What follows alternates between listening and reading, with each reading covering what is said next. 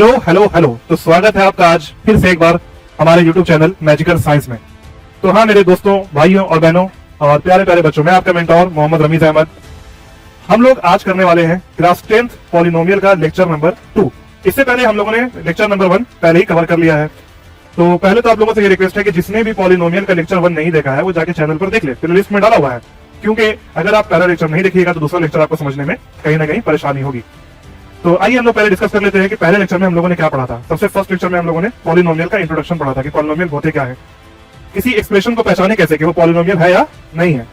फिर हम लोगों ने पढ़ा था टाइप्स ऑफ पॉलिनोमियल, पॉलिनोमियल कितने तरह के होते हैं, और हमने कुछ क्वेश्चन भी किया था, ठीक है, और हमने आपको कुछ होमवर्क भी दिया था पिछले लेक्चर में। तो ये रहा पिछले लेक्चर की कहानी। आज हम लोग क्या करने वाले हैं, तो आज का गोल देख लीजिए। सबसे पहले तो आज के गोल में हम लोग लास्ट क्लास में जो हमने आपको होमवर्क दिया था उसको डिस्कस करेंगे। आई होप आप सब लोगों ने बना लिया होगा। उन सारे होमवर्क को हम लोग डिस्कस करेंगे, सारे क्वेश्चंस को। उसके बाद आज का पहला टॉपिक हमारा रहेगा जीरोस ऑफ पॉलिनोमियल, पॉलिनोमियल का जीरोस क्या होता है। उसके बाद हम लोग पढ़ेंगे relation between coefficient, zeros and constant of a polynomial, एक पॉलिनोमियल के जीरोस, कांस्टेंट टर्म और कोएफिशिएंट के बीच का रिलेशन। और हमारा आखिरी टॉपिक रहेगा पॉलिनोमियल को खोजना किससे, जीरोस से। फाइंड पॉलिनोमियल फ्रॉम जीरोस, मतलब आपको किसी पॉलिनोमियल का जीरोस दिया हुआ रहेगा और आपको उस पॉलिनोमियल को निकालना होगा। तो ये हमारा आज का गोल है। तो चलिए दोस्तों शुरू करते हैं आज का लेक्चर। चलिए तो आज का सबसे पहला गोल हम लोग अपना कंप्लीट करते हैं, पिछले क्लास का होमवर्क। तो देखिए पिछले क्लास में हम लोगों ने क्या किया था, पॉलिनोमियल को पहचानने के लिए हम लोग सीखे थे, और उसके बाद हम लोग उसी के रिलेटेड क्या क्या कर रहे थे, हम लोग कुछ क्वेश्चन भी दे रहे थे, क्वेश्चंस प्रैक्टिस कर रहे थे। तो वही हमने 4 क्वेश्चन आपको दिया था, आइडेंटिफाई पॉलिनोमियल्स। 4 एक्सप्रेशन है, चारों में से पॉलिनोमियल कौन है उसको पहचानना है, ठीक है।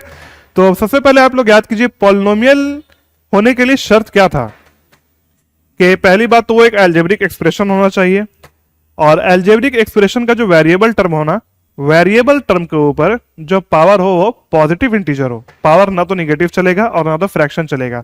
जैसे फॉर एग्जांपल कोई भी आपका पॉलिनोमियल एक्सप्रेशन है, अलजेब्रिक एक्सप्रेशन है 4x + 3, तो इसमें एक टर्म वेरिएबल है, एक टर्म कांस्टेंट है ना। 4x क्या है हमारा, वेरिएबल है, और कांस्टेंट क्या है हमारा 3। तो कांस्टेंट के ऊपर कुछ भी पावर हो सकता है ना, प्लस हो सकता है, माइनस हो सकता है, फ्रैक्शन हो सकता है, कोई मतलब नहीं है ना।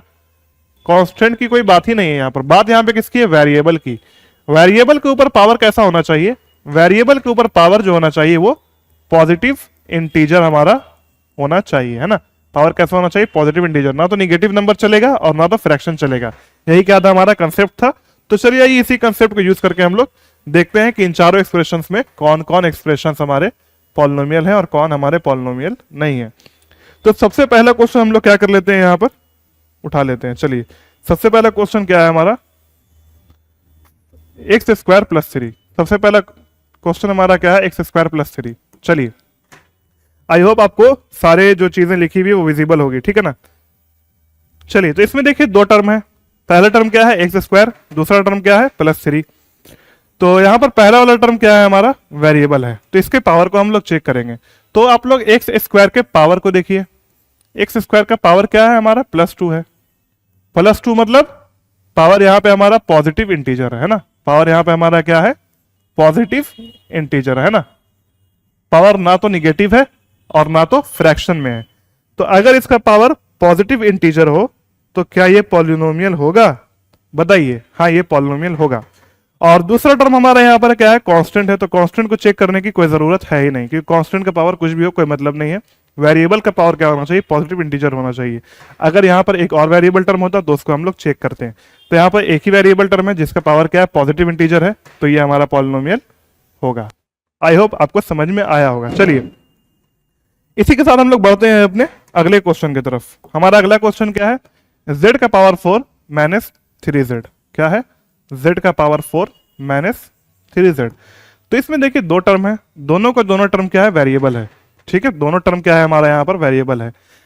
तो दोनों वेरिएबल टर्म जो है पॉलिनोमियल के कंडीशन को फुलफिल करना चाहिए। अगर दोनों में से एक टर्म भी पॉलिनोमियल के कंडीशन को फुलफिल नहीं किया तो वो पॉलिनोमियल नहीं होगा। तो चलिए आइए एक एक करके हम लोग टर्म को चेक करते हैं। पहला वाला टर्म क्या है, z का पावर 4। तो पहले वाले टर्म में आप बताइए पावर क्या है यहाँ पर हमारा, पहले वाले टर्म में हमारा पावर क्या है, +4 है ना। सॉरी, पहले वाले टर्म में हमारा पावर क्या है, +4 है। पावर +4 मतलब पॉजिटिव इंटीजर, पावर +4 मतलब पॉजिटिव इंटीजर, ना तो यहाँ पे निगेटिव है और ना तो यहाँ पे फ्रैक्शन है। तो पहला वाला टर्म तो क्या है, जस्टिफाइड है, हाँ, कंडीशन को फॉलो कर रहा है, रूल को फॉलो कर रहा है, लेकिन दूसरे वाले टर्म को भी हमको चेक करना पड़ेगा। दूसरा वाला टर्म क्या है, -3z, जहां पर वेरिएबल क्या है हमारा z। तो z के ऊपर पावर क्या है, देखिए ध्यान से, z के ऊपर क्या है पावर, +4 है ना। z के ऊपर जो पावर है वो क्या है, +4 नहीं है, सॉरी, z के ऊपर जो पावर है वो क्या है, +1। तो यहां पर दूसरे वाले टर्म भी वेरिएबल है, और दूसरे वाले टर्म जो वेरिएबल है उस टर्म पर भी पावर क्या है हमारा, पॉजिटिव इंटीजर है। क्या है, दूसरा वाला टर्म के ऊपर जो पावर है हमारा वो भी क्या है, पॉजिटिव इंटीजर है, ना तो पावर निगेटिव है ना तो पावर फ्रैक्शन में है। तो हाँ, दोनों टर्म यहाँ पर क्या कर रहा है, पॉलिनोमियल के कंडीशन को जस्टिफाई कर रहा है। तो ये दूसरा वाला एक्सप्रेशन भी हमारा पॉलिनोमियल होगा, दूसरा वाला एक्सप्रेशन भी हमारा पॉलिनोमियल होगा। आई होप आपको समझ में आ रहा होगा क्या कहानी चल रहा है, जस्ट पिछले लेक्चर का क्वेश्चन है। जिसको समझ में नहीं आ रहा है उससे रिक्वेस्ट है कि एक बार जाके आप पिछले लेक्चर को अच्छे से कंप्लीट कर लीजिए। चलिए, अगला हमारा क्या है, क्वेश्चन नंबर 3, उसको भी देख लेते हैं। अगला क्या है हमारा, क्वेश्चन नंबर 3। तो क्वेश्चन नंबर 3 पढ़िए क्या है, x का power 4 plus 3√x minus 2/x। क्या है, x का power 4 plus 3√x minus 2/x। तो हम लोग एक एक करके तीनों टर्म को चेक करते हैं। पहला टर्म वेरिएबल, तो हाँ चेक करना है। पहला टर्म क्या है हमारा, वेरिएबल। पहले इस क्वेश्चन को यहां पर हम लोग नोट कर लेते हैं, 3√x माइनस 2/x। तो पहला टर्म क्या है हमारा, वेरिएबल, तो हाँ इसको चेक करना है। इसके ऊपर पावर कितना है, +4। इसके ऊपर पावर कितना है, +4। इसका मतलब ये क्या है हमारा, वेरीफाइड है। दूसरा वाला टर्म भी चेक करना है, क्योंकि दूसरा वाला टर्म भी हमारा क्या है, वेरिएबल है। तो दूसरे वाले में पावर कितना है, रूट। दूसरा वाला क्या लिखा हुआ है, √x। रूट का मतलब क्या होता है, पावर हाफ। तो इसके ऊपर पावर क्या आ गया, फ्रैक्शन में आ गया। इसके ऊपर पावर क्या आ गया, फ्रैक्शन में आ गया। p = 1/2 लिख देते हैं, ठीक है ना। अरे भाई मिट जाओ, p के ऊपर p = क्या लिख देते हैं यहाँ पर हम लोग, 1/2, ठीक है। तो दूसरे वाले टर्म का पावर क्या है, x के ऊपर पावर 1/2। रूट मतलब क्या होता है, पावर हाफ। तो दूसरा वाला टर्म का जो पावर है, दूसरे वाले वेरिएबल टर्म का जो पावर है वो पॉजिटिव तो है लेकिन इंटीजर नहीं है। तो यहां पर क्या हुआ, पॉलिनोमियल का कंडीशन फुलफिल नहीं हुआ। इसका मतलब कि ये एक्सप्रेशन पॉलिनोमियल नहीं होगा। आपको तीसरे टर्म को चेक करने की जरूरत भी नहीं है। अगर एक भी टर्म कंडीशन को फॉलो नहीं किया तो वो पॉलिनोमियल नहीं होगा। और तीसरे वाले को भी आप चेक कर सकते हैं। तीसरे वाले में भी क्या है हमारा, जो वेरिएबल है वो डिनोमिनेटर में है ना। हमने पिछले क्लास में देखा था, वेरिएबल डिनोमिनेटर में मतलब पावर क्या होता है, निगेटिव। तो ये वाला टर्म जो है, ये वाला एक्सप्रेशन जो है हमारा, वो क्या होगा, पॉलिनोमियल नहीं होगा, है ना। ये वाला एक्सप्रेशन जो है हमारा वो पॉलिनोमियल नहीं होगा, क्योंकि इसमें पावर, वेरिएबल के ऊपर पावर फ्रैक्शन में आ गया है। चलिए, हमारा अगला क्वेश्चन है क्या, 1/x + 2x = 0। तो आइए इस क्वेश्चन को हम लोग अगले स्लाइड में ले लेते हैं, क्योंकि यहां पर जगह नहीं है, ठीक है। क्या है अगला question, question number 4। Question number 4 क्या है, 1/x + 2x = 0, ठीक है। देखिए, पहली बात तो ये इक्वेशन है, ठीक है ना। पहली बात तो ये इक्वेशन है। आप इस एक्सप्रेशन को देखिए, इक्वेशन के ऊपर नहीं जाइए, एक्सप्रेशन को देखिएगा तो ये पॉलिनोमियल नहीं है। अगर इस एक्सप्रेशन को आप देखिएगा तो ये पॉलिनोमियल नहीं है, ठीक है ना। क्योंकि यहां पर वेरिएबल हमारा क्या है, डिनोमिनेटर में है। वेरिएबल हमारा क्या है, डिनोमिनेटर में है। वेरिएबल क्या है हमारा, डिनोमिनेटर में है। वेरिएबल अगर हमारा डिनोमिनेटर में है तो इसका मतलब क्या होगा कि पावर जो है इसके ऊपर वो क्या है, निगेटिव है। पावर क्या है इसके ऊपर, निगेटिव है, जो कि यहाँ पर क्या है, -1। तो ये पॉलिनोमियल नहीं होगा। दूसरे वाले टर्म को चेक करने की कोई जरूरत भी नहीं है। ये क्या होगा हमारा, पॉलिनोमियल नहीं होगा। लेकिन यहाँ पर एक शर्त है, ये क्या है, पॉलिनोमियल नहीं है। लेकिन क्या अगर इस इक्वेशन को हम लोग सिंप्लीफाई करेंगे, सिंप्लीफाई पढ़ाया जाता है ना जूनियर 7 क्लास में, 8 क्लास में। अगर इस इक्वेशन को हम लोग सिंप्लीफाई करेंगे तो कंडीशंस कुछ और हो सकता है। हो सकता है सिंप्लीफाई करने के बाद ये पॉलिनोमियल बन भी जाए, हो सकता है ये सिंप्लीफाई करने के बाद पॉलिनोमियल ना भी हो। तो चलिए चेक कर लेते हैं हम लोग। लेकिन फिलहाल ये वाला एक्सप्रेशन तो पॉलिनोमियल नहीं है ना। इस इक्वेशन को सिंप्लीफाई करने के बाद शायद हमें पॉलिनोमियल मिल जाए। तो आइए हम लोग एक बार चेक कर लेते हैं। हालांकि वो हमारे क्वेश्चन का पार्ट नहीं है, एक्स्ट्रा चीज है। ओके, तो क्या लिखा हुआ था एक्सप्रेशन, 1/x + 2x = 0, ठीक है। तो इसको सॉल्व करने का बहुत सारा तरीका है। पहली बात तो आप x से मल्टीप्लाई कर सकते हैं दोनों तरफ, ठीक है। आप दोनों तरफ क्या कर सकते हैं, x से मल्टीप्लाई कर सकते हैं। तो देखिए x × 1/x बनेगा, मतलब x/x, plus x × 2x 2x² बनेगा, जीरो इंटू एक्स जीरो बन जाएगा, एक्स से एक्स कट गया, ये क्या आ गया फाइनल एक्सप्रेशन हमारे पास, 1 + 2x² इज इक्वल टू 0। तो यहां पर जो हमारा पहला टर्म है वो क्या है, कांस्टेंट है, जिसको चेक करने की जरूरत नहीं है। दूसरा टर्म हमारा यहां पर क्या है, वेरिएबल, जो कि क्या है 2x², तो इसको चेक करने की जरूरत है। इसके ऊपर पावर देखिए आप +2 है ना, इसके ऊपर पावर क्या है, +2 है ना, पॉजिटिव इंटीजर, ना तो निगेटिव ना तो फ्रैक्शन, तो हाँ ये वाला एक्सप्रेशन जो है वो पॉलिनोमियल होगा, ठीक है ना, ये वाला एक्सप्रेशन पॉलिनोमियल होगा। लेकिन जो हमारा ऊपर वाला एक्सप्रेशन है वो पॉलिनोमियल नहीं होगा, हमने लिख दिया वहां पर, ठीक है। तो ये समझ में आ गई बात, ये चारों क्वेश्चन था हमारा, चारों क्वेश्चन को हम लोगों ने डिस्कस किया, ठीक है। सिंप्लीफाई करने के बाद पॉलिनोमियल बन गया, लेकिन सिंप्लीफाई करने से पहले वो पॉलिनोमियल नहीं था। तो यहां तक क्या था हमारे पिछले क्लास का होमवर्क। अब हम लोग आज शुरू करते हैं आज का अपना टॉपिक, जो कि आज का पहला गोल हमारा क्या रहेगा, जीरोस ऑफ पॉलिनोमियल, ठीक है। जीरोस ऑफ पॉलिनोमियल, पॉलिनोमियल का जीरोस क्या होता है, ठीक है। याद कीजिए पिछले लेक्चर में हम लोगों ने पॉलिनोमियल का क्लासिफिकेशन देखा था, पॉलिनोमियल कितने टाइप का होता है। एक सेकंड पानी पी रहा हूं। ओके तो पिछले क्लास में हम लोगों ने क्या देखा था, पॉलिनोमियल का क्लासिफिकेशन। चार तरह का पॉलिनोमियल हम लोगों ने देखा था on the basis of degree, है ना। Linear polynomial, quadratic polynomial, cubic polynomial और बाई क्वाड्रेटिक, जिसमें लीनियर पॉलिनोमियल का डिग्री क्या था, 1 था। तो देखिए चारों पॉलिनोमियल का जीरोस आएगा। जीरोस मतलब क्या, पहले ये जानिए, जीरोस मतलब होता है सॉल्यूशन, ठीक है। पॉलिनोमियल क्या है, एक अलजेब्रिक एक्सप्रेशन है, तो उसको इक्वेशन बनाया जा सकता है, फिर उसको सॉल्व किया जा सकता है, तो एक्स की कुछ वैल्यू आएगी, फिर वहां पे जो भी वेरिएबल होगा उसका वैल्यू आएगा। अगर वहां पर वेरिएबल वाई है तो वाई का वैल्यू आएगा, अगर एक्स है तो एक्स का वैल्यू आएगा। तो वही जो सॉल्यूशन होता है ना पॉलिनोमियल का, उसी को हम लोग क्या बोलते हैं, जीरोस बोलते हैं, है ना। सॉल्यूशन ऑफ अ पॉलिनोमियल बोलिए, जीरो ऑफ अ पॉलिनोमियल बोलिए, या इसका एक और नाम क्या होता है, रूट ऑफ अ पॉलिनोमियल। समझ में आ गई होगी बात, आई होप। तो हर एक पॉलिनोमियल का क्या होता है, कुछ ना कुछ जीरो होता है, कुछ ना कुछ सॉल्यूशन होता है। सबसे पहले हम लोग क्या देखेंगे, लीनियर पॉलिनोमियल। तो लीनियर पॉलिनोमियल ऐसा पॉलिनोमियल होता है जिसका डिग्री कितना होता है, 1, है ना। लीनियर पॉलिनोमियल का डिग्री कितना होना चाहिए, 1 होना चाहिए, मालूम है। ये हमारा मोनोमियल हो सकता है, बाइनोमियल हो सकता है। मोनोमियल मतलब एक टर्म वाला पॉलिनोमियल, बाइनोमियल मतलब 2 टर्म वाला पॉलिनोमियल, बस डिग्री क्या रहेगा, 1 रहेगा। ये सारी चीजें हम लोगों ने पिछले क्लास में बहुत अच्छे से देखी थी। इसका एग्जांपल देखिए 5x, एग्जांपल क्या है 5x, डिग्री क्या है इसका, 1 है, तो ये लीनियर पॉलिनोमियल होगा। टर्म बस 1, तो ये मोनोमियल है ना, लीनियर पॉलिनोमियल इन मोनोमियल। दूसरा वाला देखिए, दूसरा एग्जांपल क्या है 4y+2, यहां पर पहला टर्म वेरिएबल, दूसरा टर्म कांस्टेंट, और वेरिएबल के ऊपर कितना पावर है, 1, मैक्सिमम पावर यहां पर 1 है, तो डिग्री भी क्या होगा, 1 होगा। ये भी हमारा क्या लीनियर पॉलिनोमियल है, बाइनोमियल है, ठीक है, लीनियर पॉलिनोमियल इन बाइनोमियल। तो ये तो हम लोगों ने खैर पिछले क्लास में भी देखा था। आज जो हमारा टॉपिक है वो क्या है, जीरोस ऑफ अ पॉलिनोमियल, है ना। Zeros of a linear polynomial, zeros of a quadratic polynomial, zeros of a cubic polynomial, zeros of a by quadratic polynomial, ठीक है। चलिए इसको थोड़ा ऊपर कर लेता हूं। तो हमने जैसे आपको बताया था कि जीरोस क्या होता है, सॉल्यूशन होता है। तो यहाँ पे क्या दिया हुआ है आपको देख लेते हैं पहले। लेट अ लीनियर पॉलिनोमियल, मानते हैं एक लीनियर पॉलिनोमियल है क्या, ax + b। चलिए हम लोग मान लेते हैं कि एक लीनियर पॉलिनोमियल क्या है यहाँ पर हमारा, ax + b, ठीक है। जहां पर a हमारा क्या है, कांस्टेंट है, और b भी हमारा क्या है, कांस्टेंट है, x क्या है यहाँ पर हमारा वेरिएबल है। तो इसका सॉल्यूशन क्या होगा, x = -b/a होगा, ठीक है। तो चलिए इसको पहले हम लोग देख लेते हैं अच्छे से, कोई इस तरह से पढ़ने से कोई मतलब है नहीं, ध्यान से देखिए।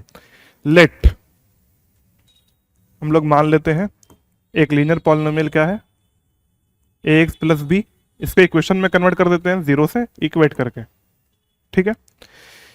यहां पर हमारा a क्या है, a यहां पर हमारा क्या है, कांस्टेंट है, a क्या है हमारा, कांस्टेंट है, और b भी हमारा क्या है, कांस्टेंट है। देखिए अल्फाबेट से जनरली वेरिएबल को क्या किया जाता है, रिप्रेजेंट किया जाता है, लेकिन कभी कभी मैथमेटिक्स में कांस्टेंट के लिए भी अल्फाबेट को यूज कर लिया जाता है रिप्रेजेंट करने के लिए, है ना। आमतौर पे अल्फाबेट मतलब वेरिएबल, लेकिन यहां पर a और b का मतलब क्या है, कांस्टेंट है। a की जगह पे कोई कांस्टेंट नंबर है, b की जगह पे कोई कांस्टेंट नंबर है। समझ में आ रही होगी बात। तो ध्यान से देखिए, यहां पर a को हम लोग क्या बोलते हैं, a को हम लोग बोलते हैं कॉफिशिएंट ऑफ x। a को हम लोग क्या बोलते हैं, कॉफिशिएंट ऑफ x। मतलब वेरिएबल टर्म के साथ जो भी नंबर मल्टीप्लाई होगा ना, वेरिएबल के साथ जो भी नंबर मल्टीप्लाई होगा या जो भी फ्रैक्शन मल्टीप्लाई होगा वो उसका कॉफिशिएंट कहलाएगा। फॉर एग्जाम्पल कहीं पर 4x² लिखा हुआ है तो x² का कॉफिशिएंट क्या होगा, 4 होगा। कहीं पे क्या लिखा हुआ है 9z, तो z का कॉफिशिएंट क्या होगा, 9 होगा। कहीं पे लिखा हुआ है 1/2y³ तो y³ का कॉफिशिएंट क्या होगा, 1/2 होगा। आई होप समझ में आ गया होगा आप लोगों को सारा कहानी कि कॉफिशिएंट का मतलब क्या होता है। तो यहाँ पे x का कॉफिशिएंट क्या है, a, और b हमारा क्या है, कांस्टेंट टर्म है। b क्या है हमारा, कांस्टेंट टर्म है। b हमारा क्या है, कांस्टेंट टर्म है, जबकि लिखा हुआ भी है वहां पे, है ना। b क्या है हमारा, कांस्टेंट टर्म है, ठीक है। ए भी क्या होता है, कांस्टेंट होता है, बी भी क्या होता है, कांस्टेंट होता है, लेकिन बी क्या है, कांस्टेंट टर्म है, लेकिन ए टर्म नहीं है, टर्म ax है पूरा, ठीक है ना। जहां पर ए क्या है, कांस्टेंट है, और कांस्टेंट को ही क्या बोलेंगे हम लोग, कॉफिशिएंट ऑफ एक्स। जो कांस्टेंट वेरिएबल के साथ मल्टीप्लाई होता है उसको कॉफिशिएंट बोलते हैं। जो कांस्टेंट अकेला होता है आजाद, वो कांस्टेंट टर्म है अपने आप में एक। तो यहां पर ए क्या है, कॉफिशिएंट ऑफ एक्स, और बी क्या है, एक कांस्टेंट टर्म है। तो हम लोग यहां पर क्या करना है, जीरोज निकालना है। हम लोगों को क्या निकालना है, जीरोज। जीरोज मतलब सॉल्यूशन, सॉल्यूशन मतलब एक्स की वैल्यू, वेरिएबल की वैल्यू। यहां पे वेरिएबल क्या है, एक्स है। अगर वाई रहता तो वाई की वैल्यू निकालते हैं, जेड रहता तो जेड की वैल्यू निकालते हैं। तो चलिए ये हम लोग क्या करते हैं, एक्स की वैल्यू यहां पर निकाल कर देखते हैं। तो यहां पर क्या लिखा हुआ है, a x plus b is equal to 0। A और बी क्या है, कांस्टेंट है, तो बी कांस्टेंट को एक तरफ किया जाता है, तो a x is equal to b उधर जाएगा तो माइनस बी बनेगा। एक्स की वैल्यू चाहिए तो ए मल्टीप्लाई में है ना, इधर चला जाएगा डिवाइड में। ए मल्टीप्लाई में है तो इधर चला जाएगा डिवाइड में, तो एक्स इज इक्वल टू क्या बनेगा, माइनस बी बाई ए, ठीक है। X is equal to minus b by a. ये हमारा क्या आ गया, लीनियर पॉलिनोमियल का सॉल्यूशन, लीनियर पॉलिनोमियल का जीरो, ठीक है। तो यही चीज लिखी हुई थी, ठीक है ना, पिछले स्लाइड में यही चीज हमारी थ्योरेटिकली लिखी हुई थी। बोलता है लेट अ लीनियर पॉलिनोमियल, चलिए मानते हैं कि एक लीनियर पॉलिनोमियल है, किस फॉर्म में, a x plus b is equal to 0, जहां पर ए और बी क्या है, कांस्टेंट है। जहां पर ए और बी क्या है, कांस्टेंट है, तो एक्स की वैल्यू क्या होगी, माइनस बी बाई ए होगी। एक सेकंड,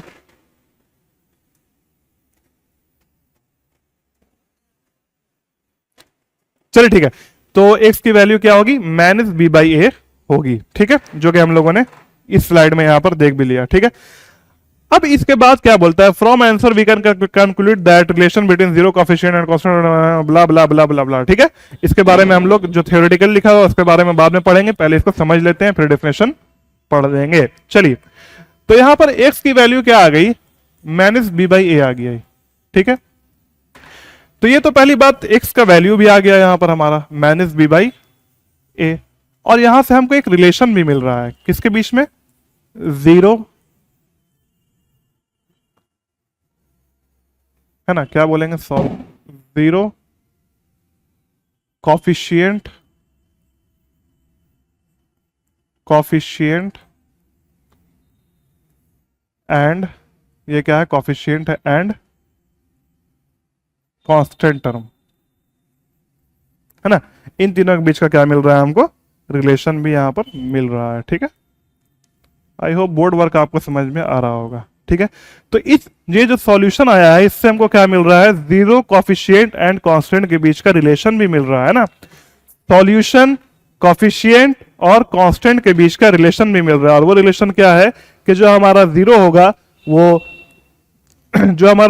वो constant term divided by coefficient के निगेटिव के बराबर होगा। जीरो जो होगा वो negative of constant term by coefficient of x के बराबर होगा।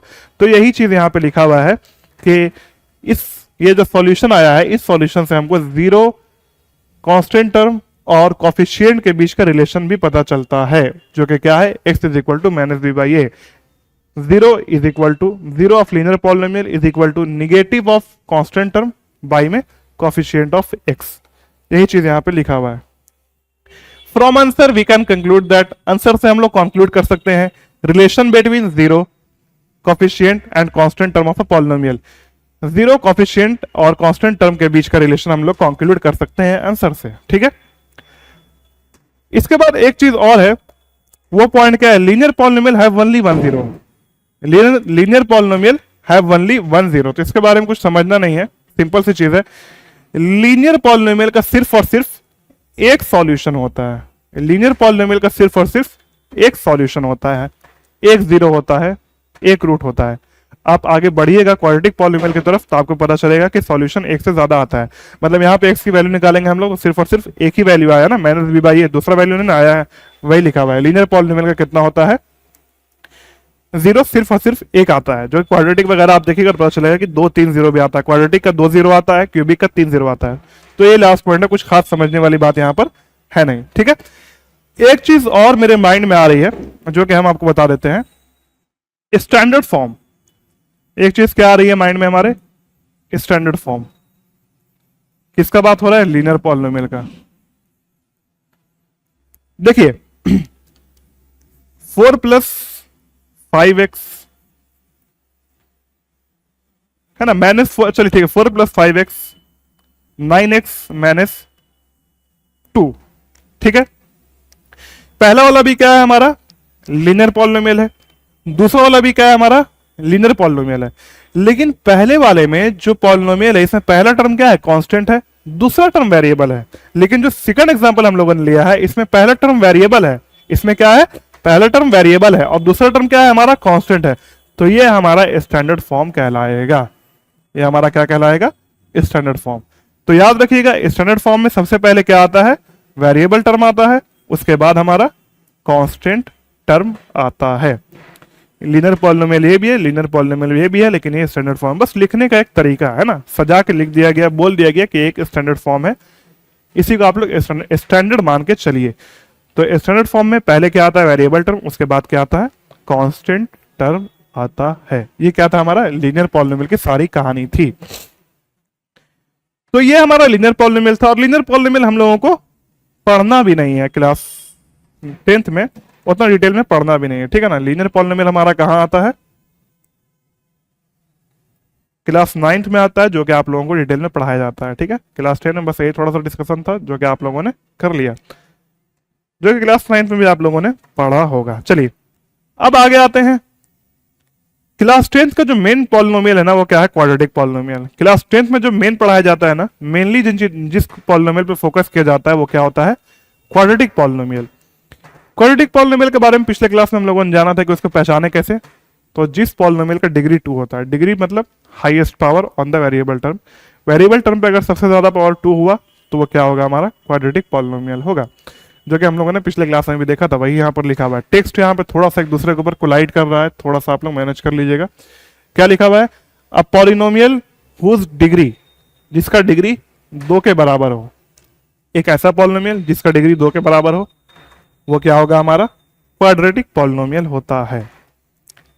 इट कैन बी मोनोमियल, ये हमारा मोनोमियल हो सकता है, एक टर्म वाला। इट कैन बी बाइनोमियल, ये हमारा बाइनोमियल हो सकता है, 2 टर्म वाला। इट कैन बी ट्राइनोमियल, ये हमारा ट्राइनोमियल हो सकता है, 3 टर्म वाला। एग्जाम्पल है कुछ एक्स स्क्वायर। तो देखिए यहाँ पे सिर्फ और सिर्फ एक टर्म है जो कि वेरिएबल ही है, एक्स स्क्वायर, है ना। एक ही टर्म वेरिएबल टर्म है तो ये मैक्सिमम पावर होगा। तो यहाँ पे मैक्सिमम पावर क्या है, 2, तो डिग्री 2, तो ये क्वाड्रेटिक पॉलिनोमियल।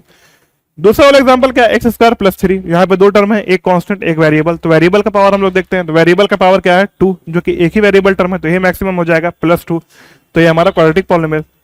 मैक्सिमम पावर 2 मतलब डिग्री 2, तो ये हमारा क्या है, क्वाड्रेटिक पॉलिनोमियल। थर्ड वाला इक्वेशन देखिए, अच्छा एक सेकंड और, थर्ड वाले से पहले ये हमारा क्या है, मोनोमियल एक टर्म वाला, ये क्या है बाइनोमियल मतलब 2 टर्म वाला। थर्ड इक्वेशन देखिए, थर्ड इक्वेशन में 3 टर्म है, पहला क्या है एक्स स्क्वायर, दूसरा क्या है +4x, तीसरा क्या है -2। तो इसमें पहला और दूसरा क्या है, वेरिएबल टर्म है।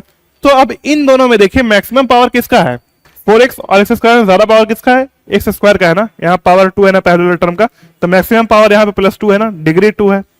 मैक्सिमम पावर को ही डिग्री बोलते हैं। मैक्सिमम पावर क्या है, +2 है, मतलब डिग्री 2 है। डिग्री 2 है मतलब ये क्वाड्रेटिक पॉलिनोमियल होगा। और ध्यान से देखिए तो इसमें 3 टर्म है, 3 टर्म मतलब ट्राइनोमियल। ये सारी चीजें, ठीक है। फिर से वही बात, इसमें भी क्या आता है, स्टैंडर्ड फॉर्म आता है। Okay, linear polynomial, quadratic polynomial में भी लीनियर पॉलिनोमियल की तरह क्या आता है, स्टैंडर्ड फॉर्म आता है। हर पॉलिनोमियल में स्टैंडर्ड फॉर्म आता है, ठीक है। तो इसका स्टैंडर्ड फॉर्म क्या है, ax² + bx + c। अब यहां पर सवाल उठता है ये कि लीनियर पॉलिनोमियल में हमारा 2 ही टर्म था, एक क्या था कांस्टेंट टर्म, एक क्या था वेरिएबल टर्म। तो हम लोगों ने जान लिया कि पहले वेरिएबल को लिखेंगे फिर कांस्टेंट टर्म को लिखेंगे। लेकिन यहां पर 2 वेरिएबल टर्म है, यहां पर क्या है, 2 वेरिएबल टर्म है और तीसरा वाला जो है वो कांस्टेंट है। तो कैसे लिखेंगे, तो इसको लिखने का तरतीब ये होता है, इसके स्टैंडर्ड फॉर्म का तरतीब ये होता है कि सबसे ज्यादा पावर वाला पहले लिखाता है, उसके कम पावर वाला दोबारा सेकंड में लिखाता है, और जो कांस्टेंट टर्म है वो थर्ड में लिखाता है। ठीक है, मतलब पावर के डिसेंडिंग ऑर्डर में, है ना, पावर को डिसेंडिंग ऑर्डर में सजाते हैं हम लोग। ठीक है, इस तरह से इसके बारे में जान लीजिए, आई होप समझ में आया होगा।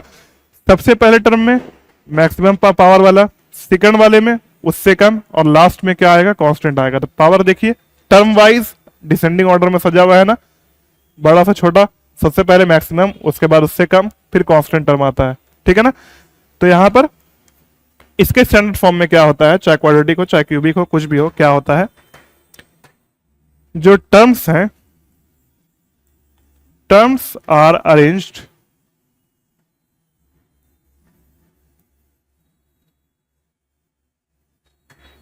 in decreasing order, in decreasing order with respect to power, in decreasing order with respect to power। Term को हम लोग डिक्रीजिंग टर्म्स को हम लोग क्या करेंगे, डिक्रीजिंग ऑर्डर के में अरेंज करेंगे, रिस्पेक्ट पावर के रिस्पेक्ट में। ठीक है ना, पावर के रिस्पेक्ट में हम लोग क्या करेंगे, टर्म्स को डिक्रीजिंग ऑर्डर में अरेंज करेंगे। ये कोई स्टैंडर्ड डेफिनेशन नहीं, मैंने अपने से अभी लिखा है, वैसा कुछ इसमें है भी नहीं, सिर्फ समझने के लिए लिख दिया है ना।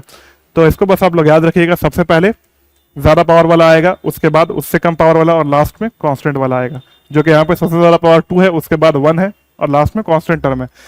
तो स्टैंडर्ड फॉर्म पॉलिनोमियल का क्या होता है, क्वाड्रेटिक पॉलिनोमियल का ax square plus bx plus c। ठीक है, जहां पर a हमारा क्या है, यहां पर हमारा a क्या है, कांस्टेंट है, और b भी क्या है, हमारा कांस्टेंट है, और c क्या है, हमारा कांस्टेंट टर्म है। ठीक है, जो कि a यहां पे क्या रिप्रेजेंट कर रहा है, कांस्टेंट है, तो कॉफिशिएंट हो गया ना एक्स स्क्वायर का। वेरिएबल के साथ जो कांस्टेंट नंबर मल्टीप्लाइड होता है उसी का ना कॉफिशिएंट बोलते हैं, याद कीजिए आप लोग। तो यहां पर a क्या हो गया, कॉफिशिएंट हो गया किसका, एक्स स्क्वायर का। समझ में आ रही है बात। और b किसका कॉफिशिएंट हो गया, x का कॉफिशिएंट हो गया, और c तो यहां पर कांस्टेंट टर्म है, सो है।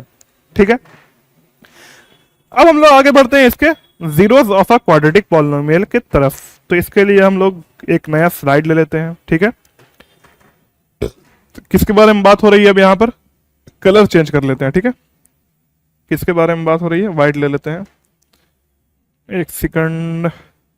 ठीक है,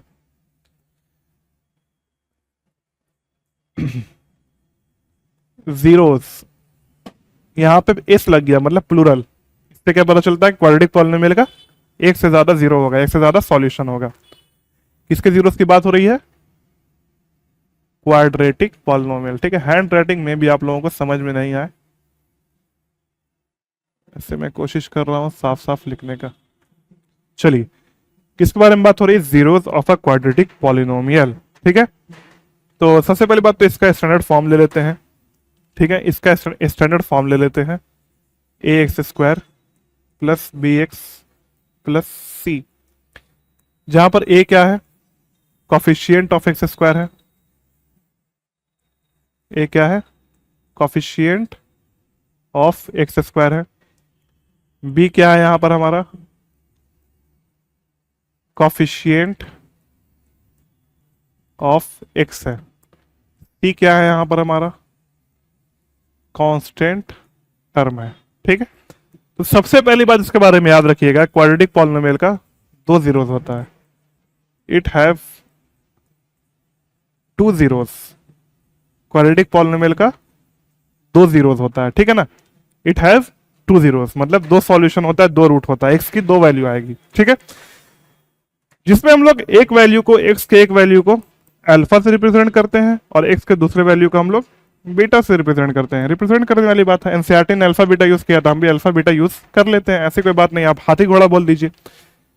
क्यों जरूरी था, क्योंकि एक्स एक्स कंफ्यूजन हो जाएगा ना, तो अलग अलग देना, दोनों रूट अलग अलग आता है, दो रूट आता है। ठीक है, दो सॉल्यूशन आता है, दो जीरो आता है, तो एक को एनसीईआरटी ने अल्फा बोला है, एक को एनसीईआरटी ने बीटा बोला है। तो पहली बात तो क्वाड्रेटिक पॉलिनोमियल का जीरो निकाले कैसे, क्वाड्रेटिक पॉलिनोमियल का सॉल्यूशन निकाले कैसे, वो हम लोग आगे के लेक्चर में पढ़ेंगे। ठीक है, आज हम लोग जीरो के बारे में और चीजें पढ़ लेते हैं। ठीक है, आज का हमारा टॉपिक क्या था, आज का हमारा टॉपिक था, गोल क्या था वो देखिए, याद रखिए। आज का टॉपिक क्या था, zeros of polynomial, not to find zeros of polynomial. आज फाइंड करने नहीं सीखना है, आज क्या पढ़ना है, सिर्फ जीरो ऑफ पॉलिनोमियल। अब दूसरी बात क्या सीखनी है हमें, relation between coefficient and zero of polynomial, है ना, रिलेशन पढ़ना है हमको, ठीक है। चलिए, और लास्ट टॉपिक जो है फाइंड पॉलिनोमियल फ्रॉम जीरो, इसको भी देखेंगे। तो इससे क्या पता चला कि आज हम लोगों को जीरो निकालने के लिए नहीं पढ़ना है, आज सिर्फ हम लोगों को रिलेशन पढ़ना है। तो फिर से हम लोग लौटते हैं, क्वाड्रेटिक पॉलिनोमियल का 2 जीरो होता है, एक को हम लोग अल्फा बोलते हैं, एक को हम लोग बीटा बोलते हैं। अब हम लोग क्या देखेंगे, रिलेशन। हम लोग क्या देखेंगे अब, रिलेशन, जीरो, कोफिशिएंट और कांस्टेंट टर्म के बीच का रिलेशन। तो याद रखिएगा, इसका जो सम ऑफ जीरोस होता है ना, क्वाड्रेटिक पॉलिनोमियल का जो सम ऑफ जीरोस होता है ना, मतलब जीरो का सम, जीरो का एडिशन, सम ऑफ जीरोस जो होता है वो minus of coefficient of x, minus of coefficient of x divided by coefficient of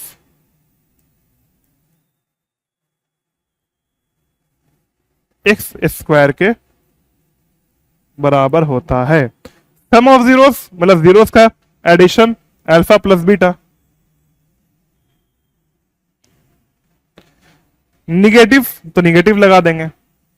coefficient of x, तो देखिए एक्स का कोफिशिएंट क्या है यहां पर, बी है ना, divided by coefficient of x square, x square coefficient a है। तो अल्फा प्लस बीटा जो होता है वो माइनस बी बाई ए के बराबर होता है। ये हमारा पहला रिलेशन था, क्या, जीरो और कोफिशिएंट के बीच में। तो ये बहुत ही इंपॉर्टेंट रिलेशन है, जिसको आप लोग क्या कर लीजिए, याद कर लीजिए, ठीक है ना, जो कि बहुत जरूरी है याद रखना आप लोगों को। यहां पे मैं येलो कर देता हूं इसे कलर को, इसको याद रखना बहुत जरूरी है, इस पे आप लोग स्टार मार्क कर लीजिए, ठीक है। क्वाड्रेटिक पॉलिनोमियल का जो सम ऑफ जीरोस होता है वो negative of coefficient of x divided by coefficient of x square के बराबर होता है, जो कि alpha plus beta minus b by a के बराबर आता है। यहां पर एक और रिलेशन आता है, ठीक है, यहां पर एक और रिलेशन आता है, उसको भी हम लोग क्या कर लेते हैं, देख लेते हैं, ठीक है। दूसरा रिलेशन क्या आता है उसके ऊपर ध्यान दीजिएगा, प्रोडक्ट ऑफ जीरोस।